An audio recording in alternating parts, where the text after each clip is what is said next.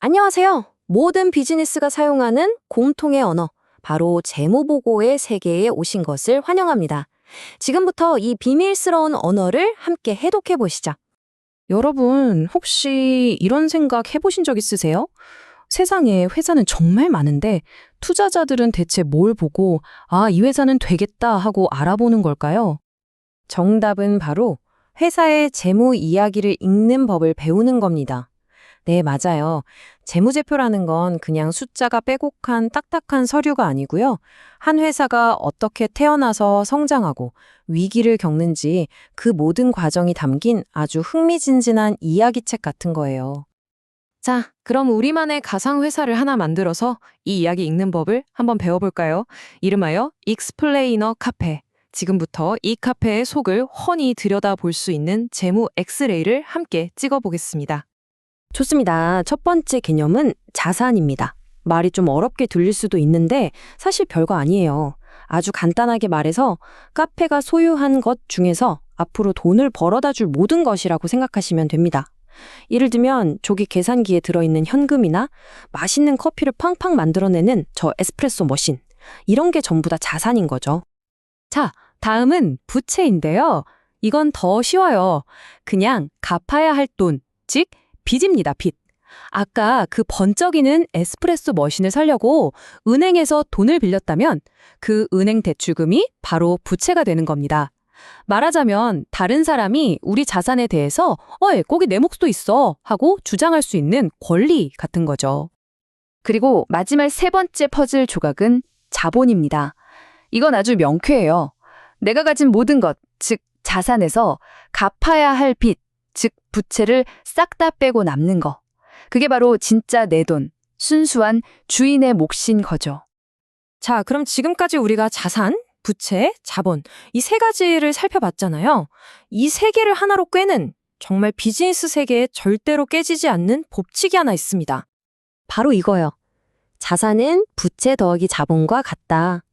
이게 무슨 뜻이냐면 회사가 가진 모든 것은 결국 남한테 빌린 돈이랑 주인이 낸 돈, 이 두 가지로 이루어져 있다는 아주 당연한 말이에요. 이게 중요한 건 이 공식은 정말 언제나 어떤 상황에서도 딱 들어맞아야 한다는 겁니다. 자, 그럼 이 멋진 공식이 실제로 어떻게 보이는지 한번 볼까요? 첫 번째 서류는 바로 재무상태표입니다.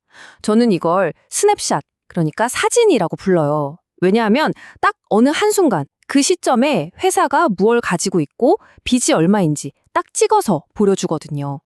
좋아요. 그럼 우리 익스플레이너 카페 이야기로 다시 돌아가서 첫째 날 상황을 한번 볼게요. 사장님이 카페를 열려고 자기 돈 $4,000를 딱 하고 투자했습니다. 자, 이걸 표로 보면 이렇게 됩니다. 왼쪽을 보세요. 회사에 현금 $4,000가 생겼죠? 이게 자산입니다. 그리고 오른쪽을 보면 그 돈은 사장님이 낸 자본 $4,000에서 나온 거죠. 빚은 아직 하나도 없고요. 어때요? 왼쪽 합계 4,000, 오른쪽 합계 4,000. 정확하게 맞아떨어지죠? 이게 바로 회계 방정식입니다. 자, 하루가 지났습니다. 둘째 날, 카페가 좀 더 좋은 커피를 만들려고 은행에서 $6,000를 대출받아서 그걸로 번쩍이는 에스프레소 머신을 한 대 샀어요. 자, 이제 재무상태표가 어떻게 변했을까요? 자, 둘째 날의 스냅샷입니다. 왼쪽 자산 쪽을 보면 원래 있던 현금 $4,000에 새로 산 기계 $6,000가 더해졌죠. 그래서 총자산은 $10,000가 됐어요. 그럼 오른쪽은요? 원래 있던 자본 $4,000에 은행에서 빌린 돈, 즉 부채 $6,000가 추가됐네요. 합쳐보면 역시나 $10,000. 보세요.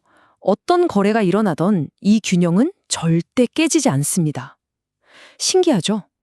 지금까지 본 재무상태표가 특정 순간을 찍은 사진이었다면 이제부터 볼 건 한 편의 영화입니다. 바로 손익계산서라고 하는 건데요. 이건 사진처럼 한순간이 아니라 일정 기간 동안, 예를 들면 1년 동안 우리 카페가 장사를 얼마나 잘했는지 그 과정을 쭉 보여주는 스토리라고 할 수 있죠. 손익계산서의 목표는 아주 단순하고 명확해요. 그래서 얼마 벌었는데?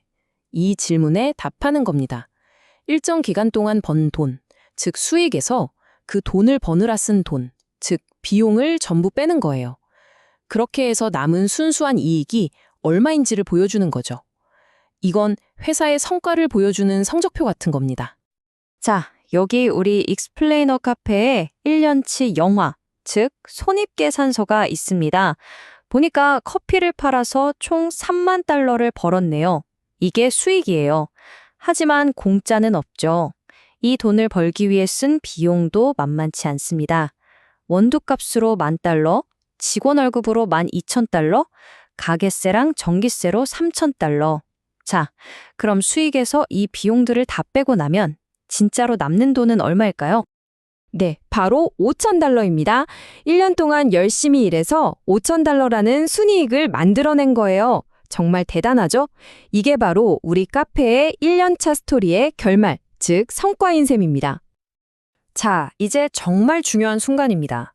지금까지 우리가 본 영화, 즉 손익계산서랑 사진, 즉 재무상태표가 사실은 따로 노는 게 아니거든요. 이 둘이 어떻게 하나로 딱 연결되는지 그 비밀을 지금부터 알려드릴게요. 핵심 질문은 바로 이겁니다. 손익계산서에서 확인한 그 5,000달러의 이익, 그 돈은 도대체 어디로 가는 걸까요? 갑자기 공중으로 뿅 하고 사라지는 않았을 거 아니에요, 그쵸? 정답은 바로 재무상태표로 흘러 들어갑니다. 더 정확히 말하면 재무상태표에 있는 주인의 목, 즉 자본으로 쏙 들어가는 거죠. 생각해보면 당연해요. 회사가 돈을 벌었으니까 그만큼 주인의 목도 커지는 게 맞잖아요.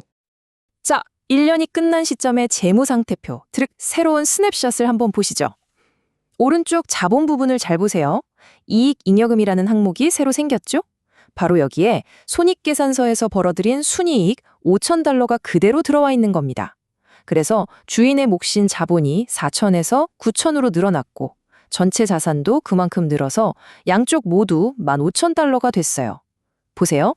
영화의 결과가 사진에 그대로 반영되면서 균형은 완벽하게 유지되죠? 이게 바로 재무제표가 돌아가는 원리입니다. 자, 그럼 이제 한 걸음 뒤로 물러나서 생각해 볼게요. 우리가 지금까지 본 이 숫자들이 대체 왜 중요한 걸까요? 이 돈의 흐름, 즉 이 재무 이야기를 이해한다는 건요, 사실상 모든 비즈니스의 심장박동을 듣는 것과 같아요. 여러분이 이 언어를 얼마나 잘 이해해야 하는지 좀 더 전문가적인 팁을 하나 드릴게요. 예를 들어서 회계 처리 방식 하나만 바꿔도 회사의 이익이 확 달라져 보일 수 있다는 사실 아세요? 가령 원두값이 계속 오를 때 예전에 싸게 사온 원두부터 팔았다고 계산하면 이익이 커 보이고요. 최근에 비싸게 사온 원두부터 팔았다고 계산하면 이익이 작아 보여요.